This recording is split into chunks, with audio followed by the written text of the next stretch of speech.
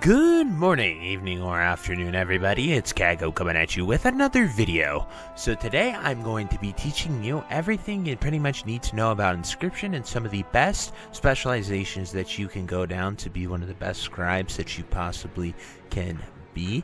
And Inscription is very interesting because it has a few routes you can take, whether you want to be a multi-crafter, whether you want to make missives and sort of enchantments for people, or if you just want to make a ton of goods, you can do that too. But before we get into the video, be sure to like, comment, and subscribe. Everything you guys do helps my channel grow, helps me get discovered, and helps me help as many people as possible, which is the entire point of my channel. So without further ado, let's get into the video. So we are going to talk about the first thing with any profession, and that is going to be profession knowledge. Now, there are multitudes of ways to get this profession knowledge, so I'm going to break it down the best of my ability so you guys can understand it, because profession knowledge is really what drives the entire profession and allows you to create some pretty awesome stuff no matter which tree you go down. So the very first thing that you are going to do is that there are 8 profession treasures that are out in the world that you need to go and get, and this will yield you 24 points. This is true for every single profession, and the locations are kind of the same. They're at a few varying areas, but relatively they're the same. So if you've done it on another character, you can keep doing that. There are numerous guides and locations out there that you can Google and find very, very easily, but I will post a map that I use in the description from WoW Professions. Then the next thing is your points from your Artisan's Acuity. So we are right here in Dornegal at the position about 58, 56 by the Fisher right here. And we are going to go in here. Upon making a new character, you can do a quest where it sort of walks you through professions and where your tables are. And then that rewards you with 350 Artisan's Acuity. Now you can come here to this Consortium Quartermaster, and you will be able to buy 3 of these notes that give 10 each. So the first one is for 200, the second one is for 300, and the third one is for 400. These are some of the best ways to get knowledge, and I would highly recommend you focus these down for whichever profession you want. I've gone towards Inscription more than blacksmithing at this time on this character, so as you can see, I only have one more left to buy. Then every single character can also go to Kaghoe and go to the city, and there is a vendor there that you will be able to buy your profession at, and you will get 10 points for 550 cash. This is a one-time buy. I have checked multiple weeks. Every Tuesday I go back and check just to see if there's another one for more cash or if it's rep gated or anything, and I have yet to find another one there. So it's very unique, and we'll have to see if more comes out, but for 550 cash you can get 10 points.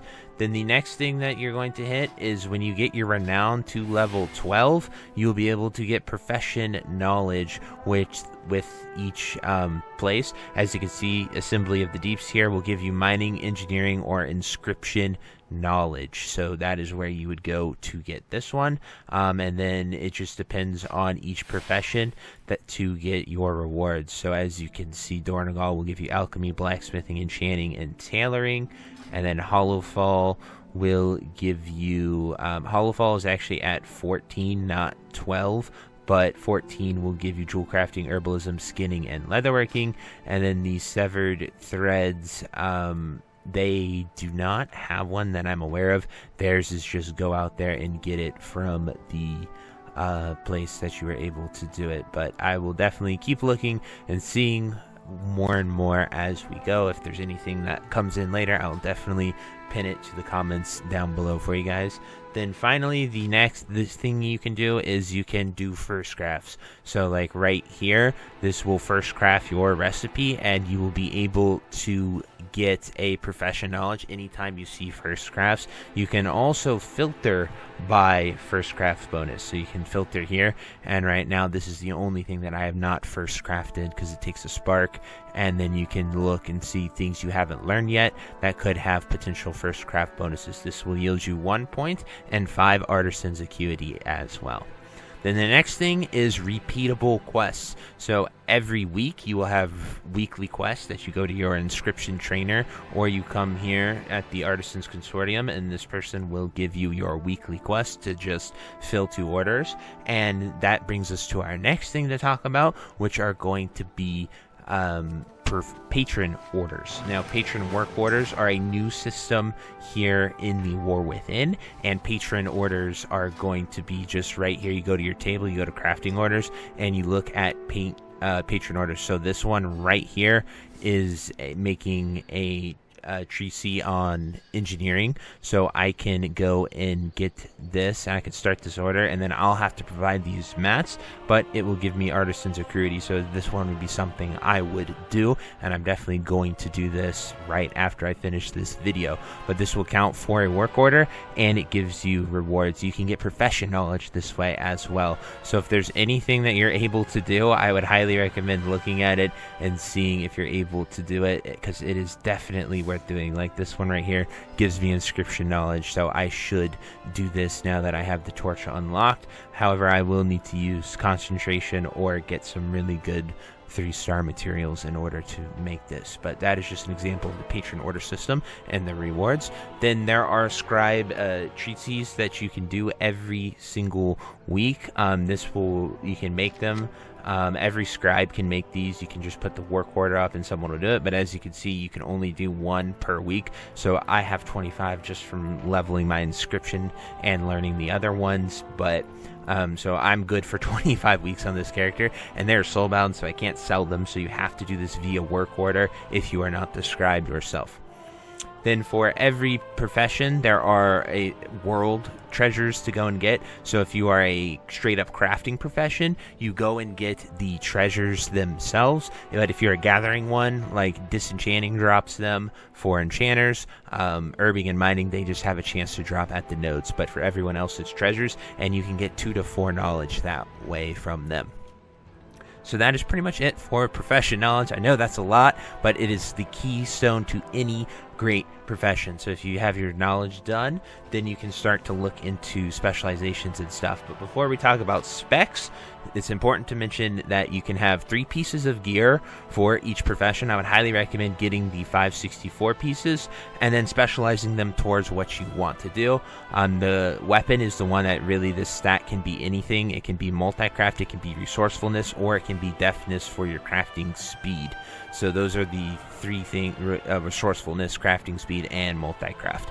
So depending on what you're going for and why, you should do that. Resourcefulness helps you retain resources, crafting speed makes you go quicker, and multi-craft has a chance to proc it to make multiple things.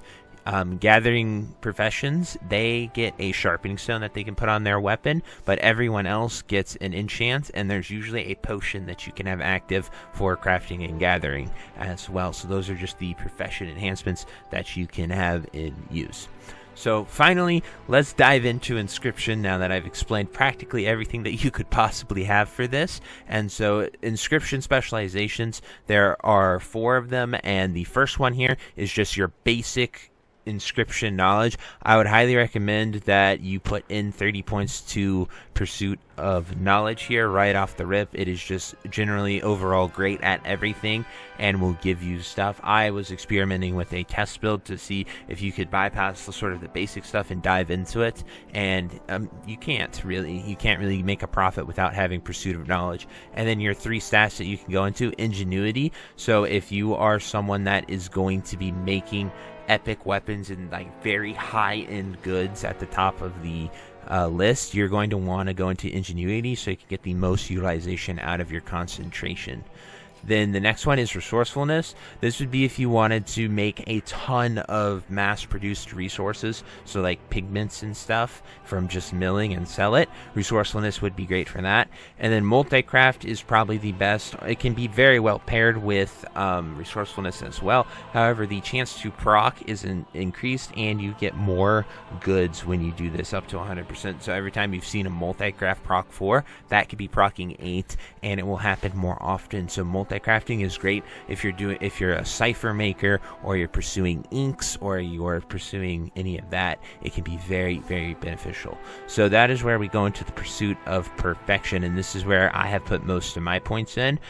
I was experimenting to see if I could go straight into just sort of milling and then making inks and making a profit, but I really need the multi-craft stuff to get a profit from being an ink maker. So I'm going to be putting them into multi-crafting, and then I will go into pursuit of knowledge after that for the raw stats that it has, and then probably resourcefulness. But this is my ink build. It is profitable if you take out the AEH tax, meaning if I actually go out there and gather herbs and then I send the herbs to my character to mill them, I do make a profit that is greater than just simply selling it off the AH, but it's not too much. And so if you are to just raw buy the mats off the AH, the conversion is, I've pretty much have made very minor profit or broken even. So it's good if you're actually an active gatherer, but if you're not active gathering, builds like this are not fully online until you get, almost 120 pieces of knowledge. So it's a big grind, but it can be very rewarding.